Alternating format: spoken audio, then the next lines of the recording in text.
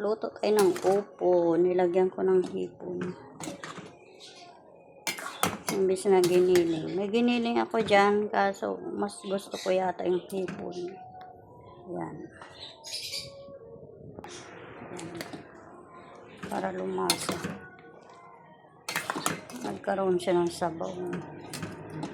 Diba? Sana masarap. First time ko magluto ng ganito na may hipon. Kadalasan ko kasi giniling or sardinas. Pero ngayon, try ko yung hipon. Saglit lang naman ito maluto. Ay, takpan muna natin. Ayun, luto na.